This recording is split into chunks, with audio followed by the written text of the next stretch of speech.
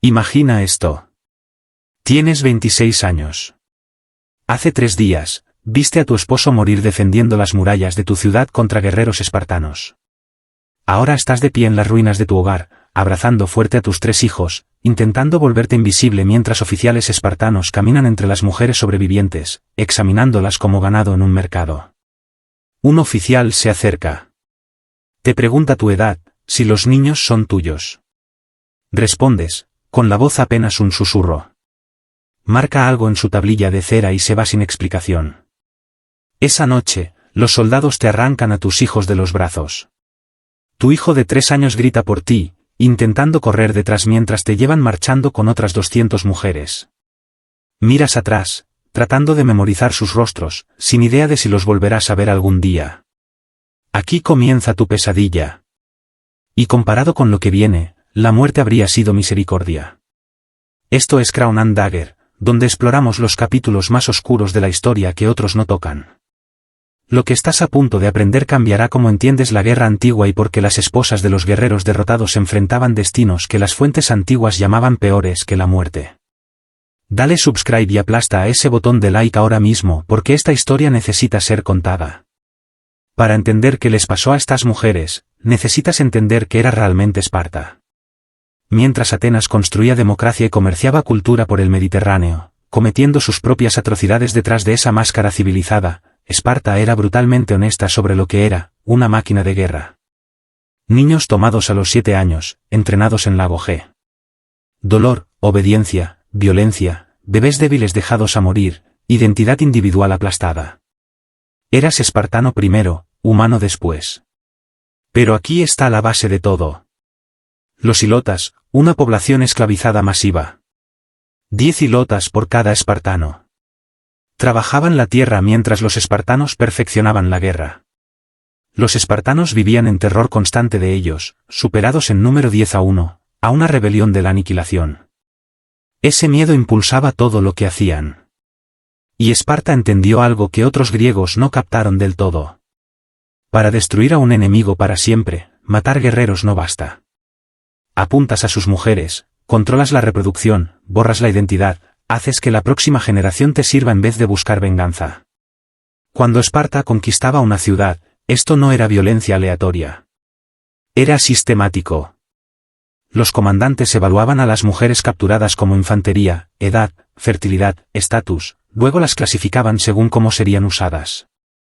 Esclavas de campo, sirvientas domésticas, y para las más jóvenes y saludables, algo que historiadores como Plutarco describían con palabras que sugerían era peor que la muerte misma.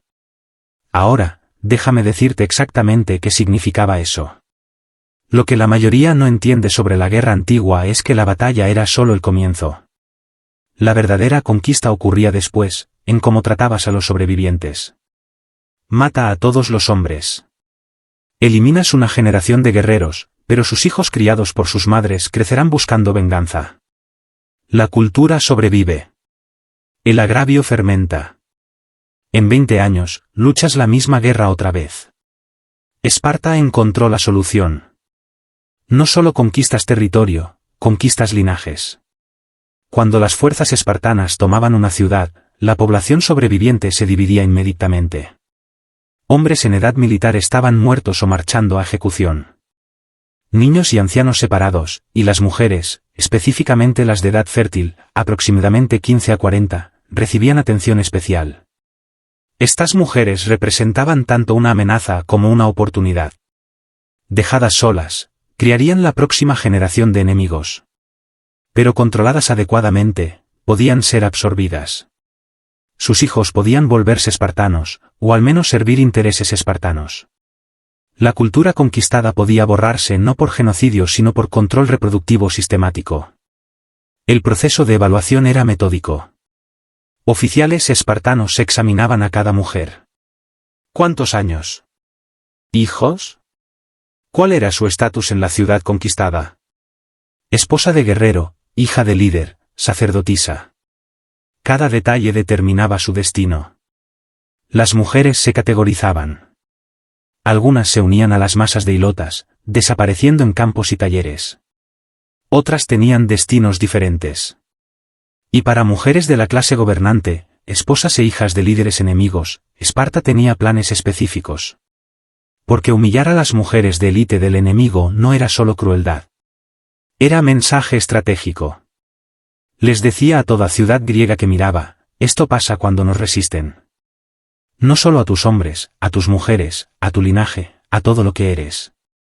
Las esposas e hijas de nobles derrotados eran valiosas, no como trabajadoras. Esparta tenía hilotas para eso.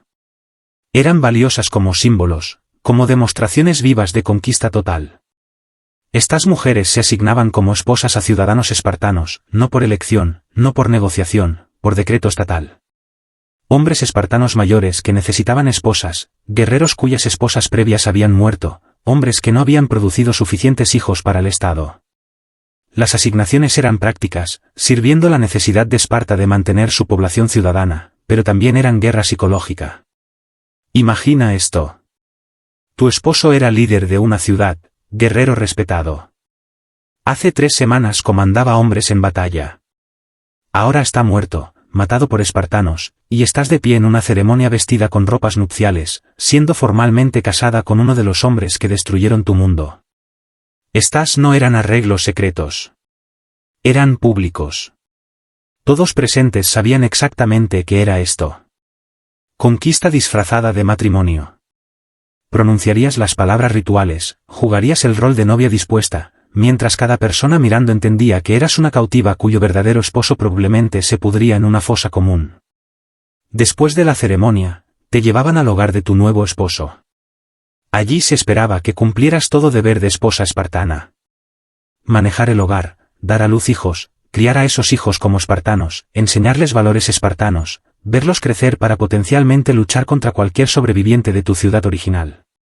Los hijos que parieras se considerarían ciudadanos espartanos, pero siempre llevarían el conocimiento del origen de su madre. Algunos crecían sin aprender su herencia materna. Otros sabían pero no podían actuar. Todos existían como prueba viviente de que Esparta podía tomar incluso a las mujeres de más alto rango y hacerlas servir al Estado que destruyó sus familias. Para las mujeres, esto se describía en fuentes antiguas como peor que la muerte porque requería participación activa en destruir tu propia cultura.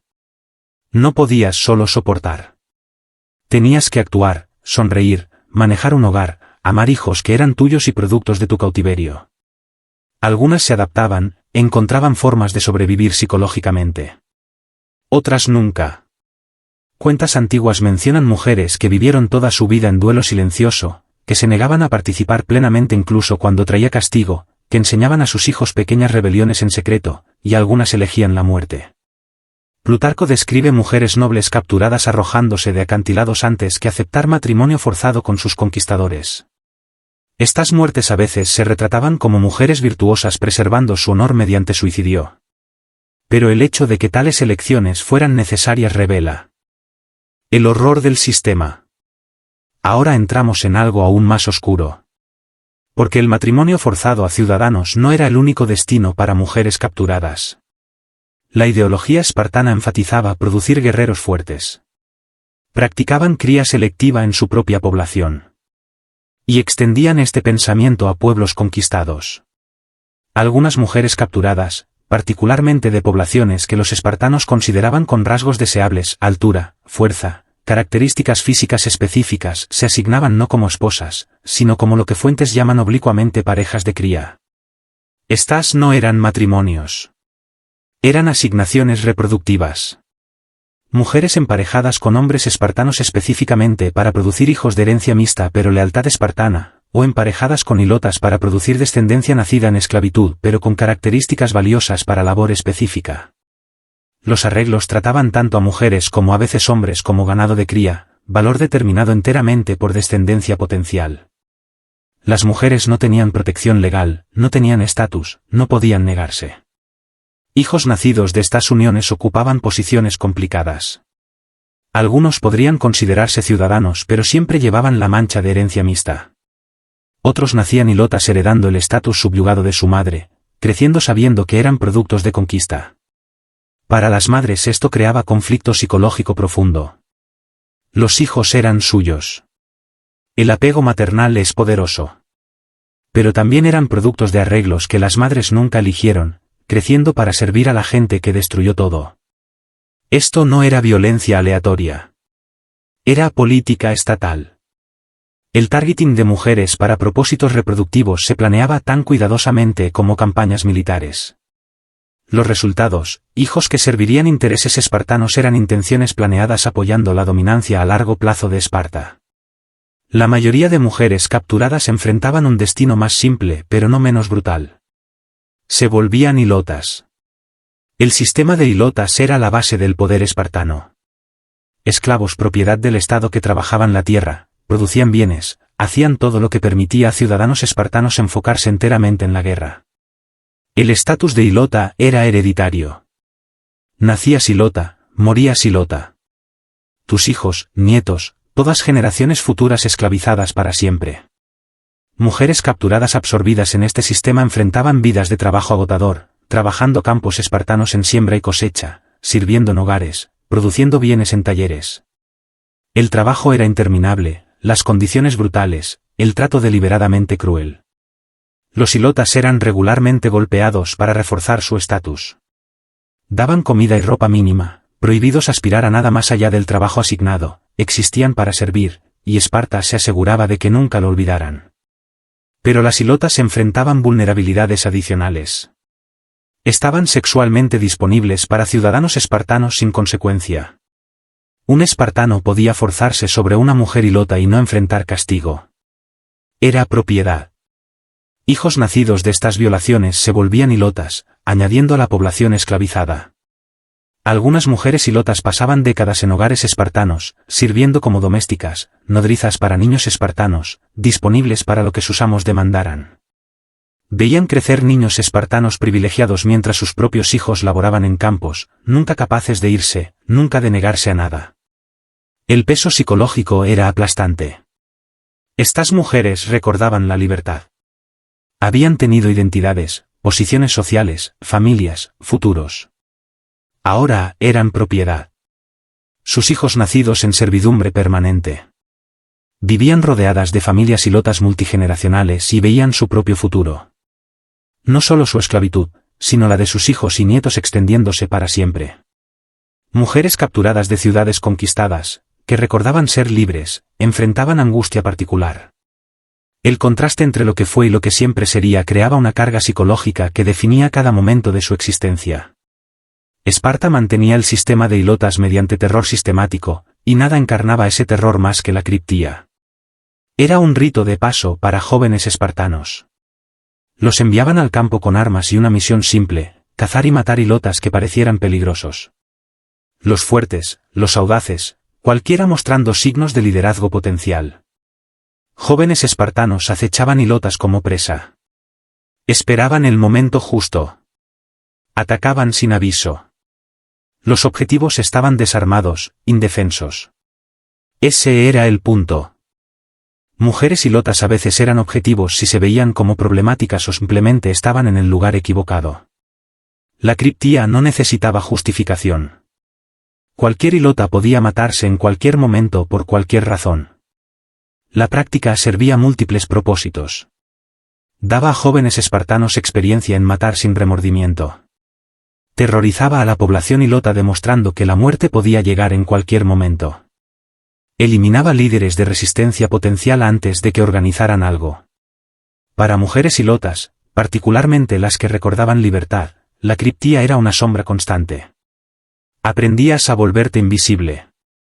Suprimías cualquier cualidad que pudiera interpretarse como peligrosa. Enseñabas a tus hijos a hacer lo mismo. Muestra demasiado espíritu, demasiada capacidad, y podrías no sobrevivir a la próxima temporada de cosecha. Esta era la vida bajo dominio espartano.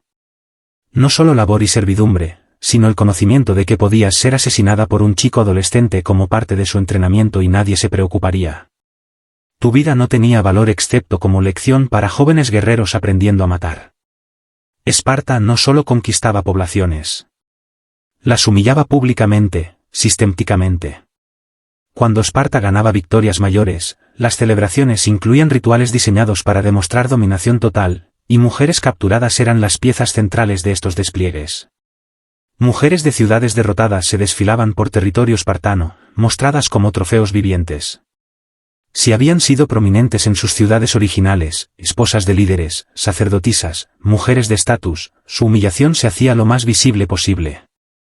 Se les quitaba cualquier vestido noble y se les vestía como sirvientas, luego marchaban por calles espartanas mientras ciudadanos miraban y se burlaban. Aquí lo que lo hacía particularmente cruel. Mujeres espartanas participaban. Mujeres que ellas mismas tenían más libertad que la mayoría de griegas, que se enorgullecían de producir guerreros espartanos, se burlaban de las cautivas, gritaban insultos sobre su debilidad, su fracaso en producir guerreros lo suficientemente fuertes para defender sus ciudades. Este aspecto de género era devastador. Las mujeres capturadas no eran solo humilladas por sus conquistadores. Eran burladas por otras mujeres. Su género compartido no proveía solidaridad, solo otro vector para degradación. Estos despliegues públicos no eran solo entretenimiento. Eran mensaje estratégico. Otras ciudades griegas oirían qué pasaba con mujeres de ciudades que resistían Esparta. Las historias se esparcían. Resístenos y tus esposas e hijas enfrentan degradación pública más allá de la derrota. Los rituales también reforzaban identidad espartana. Hombres espartanos eran fuertes conquistadores. Otros hombres eran débiles y derrotados. Mujeres espartanas eran participantes orgullosas en cultura militar. Otras mujeres eran cautivas y sirvientas. Al participar en estos rituales de humillación, los espartanos reforzaban su sentido de superioridad y compromiso con el sistema que les dio dominancia. Déjame darte ejemplos concretos. Ciudades reales, gente real, consecuencias reales. Las guerras mesenias, siglos 8 y 7 a.C. Esparta conquistó Mesenia, territorio al oeste de Esparta en conflictos que duraron décadas. Cuando terminó, toda la población mesenia fue esclavizada. Mujeres mesenias se volvieron hilotas. Sus hijos nacidos en servidumbre permanente. Estos no eran extranjeros. Eran griegos. Culturalmente similares a espartanos. Pero después de conquista, reducidos a propiedad estatal. Por generaciones, hilotas de descendencia mesenia recordaban la existencia libre de su pueblo. Esto creaba potencial constante de resistencia. Esparta lidiaba con ello mediante la criptía y supresión brutal de cualquier levantamiento. Mujeres mesenias criaban hijos en esclavitud mientras enseñaban en secreto sobre su herencia. Algunas familias mantenían tradiciones culturales a través de generaciones de esclavitud. Pero las condiciones hacían esto peligroso. Ser atrapado pasando historias mesenias. Eso mostraba espíritu peligroso. Así te convertías en objetivo de criptía. El peso psicológico de saber que tu pueblo había sido libre, que tu esclavitud resultó de derrota militar, que no era estatus inherente, lo hacía particularmente insoportable. La libertad no era un sueño distante. Era una realidad recordada que les habían quitado. Durante la guerra del Peloponeso 431 a 404 a.C., Esparta capturó numerosas ciudades. Después de la batalla de Mantinea en 418 a.C., la población derrotada se dispersó. Mujeres en edad fértil se separaron de niños y marcharon a Esparta. Fuentes antiguas describen los gritos mientras madres eran arrancadas de sus hijos, retenidas mientras sus hijos e hijas lloraban por ellas. Estas mujeres entraron al sistema que describí. Algunas se volvieron hilotas, otras asignadas como esposas, sus familias originales destruidas. Sus hijos perdidos, sus identidades borradas. Plutarco describe cómo mujeres atenienses capturadas de familias prominentes a veces se usaban para manipulación política, retenidas meses o años, experimentando trato diseñado para humillar a sus familias, luego devueltas solo después de que Esparta extrajera máxima ventaja política. Cuando Tebas derrotó a Esparta en Leuctra en 371 a.C., un gran revés que terminó la dominancia espartana, los tebanos trataron a mujeres espartanas capturadas con particular dureza. Usando los mismos métodos que Esparta había empleado contra otros. Fuentes antiguas lo describen como reversión de fortuna. Los antes dominantes espartanos experimentando lo que habían infligido por siglos. Los espartanos justificaban todo mediante ideología y religión. Creían que su dominancia militar era divinamente ordenada. Los dioses los habían hecho superiores y les dado derecho a gobernar poblaciones inferiores. Mitología espartana incluía ancestros divinos, favor divino. Cuando esclavizaban mesenios o capturaban mujeres de otras ciudades, no eran atrocidades. Eran orden apropiado del mundo según plan divino. Este encuadre religioso hacía que prácticas brutales parecieran justas. Un espartano forzándose sobre una mujer hilota no cometía crimen. Ejercía derechos dados por dioses. Un matrimonio forzado no era crueldad. Era aceptar deber de absorber enemigos derrotados. Pero aquí está la ironía. El sistema que construyó el poder espartano contenía su propia destrucción. El sistema de hilotas requería vigilancia militar constante. Espartanos no podían comprometer fuerzas completas en campañas distantes sin arriesgar rebelión de hilotas. Esto limitaba su flexibilidad estratégica. La población ciudadana espartana era pequeña y en declive, quizás 8 a 10,000 en su apogeo. Pérdidas de guerra la reducían más. Leyes estrictas de ciudadanía prevenían crecimiento. Cuando Esparta finalmente perdió dominancia militar en el siglo IV a.C., el sistema de hilotas colapsó. Tebas alentó rebelión de hilotas. Mesenia ganó independencia en 369 a.C. Después de siglos de esclavitud, la pérdida de Mesenia y su población hilota devastó la economía y militar de Esparta. La clase guerrera dependía enteramente de labor hilota. Sin ella, Esparta no podía mantener su sistema. Y crucialmente, poblaciones que habían sufrido bajo dominación espartana sentían cero simpatía. Los recuerdos de cómo Esparta trató pueblos conquistados, particularmente mujeres, significaban que pocos estaban dispuestos a ayudar a Esparta en su declive. La crueldad sistemática que parecía fuerza se volvió fuente de debilidad. Al crear resentimiento tan profundo, al reducir todo a fuerza y miedo, Esparta aseguró que cuando su poder militar se debilitara, no hubiera lealtad ni buena voluntad para sostenerlo. Solo rabia acumulada esperando la oportunidad de liberarse. Fuentes antiguas llamaban estos destinos peores que la muerte. Ahora entiendes por qué. La muerte termina el sufrimiento. La muerte da cierre. Pero las mujeres capturadas por Esparta enfrentaban décadas de trauma continuo. Recordatorios diarios de lo perdido. Retraumatización constante viviendo entre la gente que destruyó sus mundos. Tenían que criar hijos para sus conquistadores. Manejar hogares para hombres cuyo pueblo mató a sus esposos. Actuar normalmente mientras experimentaban duelo permanente. Algunas se adaptaron, encontraron formas de sobrevivir, otras nunca. Y todas vivieron sabiendo que su sufrimiento servía a un propósito estratégico. Que sus cuerpos, su reproducción, su misma existencia se habían vuelto armas en la máquina de conquista de Esparta. Las historias individuales se perdieron mayormente. No sabemos qué pasó con la mayoría de estas mujeres. Sus nombres desaparecieron de la historia. Sus experiencias registradas solo como estadísticas, si acaso. Pero existieron. Sufrieron. Y sus experiencias revelan algo crucial sobre cómo la guerra ha apuntado a mujeres a lo largo de la historia. Cómo el control de reproducción ha funcionado como arma. Cómo prácticas sistemáticas de borrado cultural se implementaron a través de generaciones. Esto no es solo historia antigua. Estos patrones han aparecido en formas diferentes a lo largo de la historia humana y continúan hoy en conflictos modernos. Si crees que esta historia necesita contarse, suscríbete a Crown and Dagger ahora mismo. Comparte este vídeo porque estas mujeres merecen recordarse no como notas al pie de la historia militar, sino como seres humanos cuyo sufrimiento fue central en cómo funcionaba la conquista antigua. Dale a ese botón de subscribe. Dime en los comentarios qué piensas de esta historia. Y nos vemos en el próximo.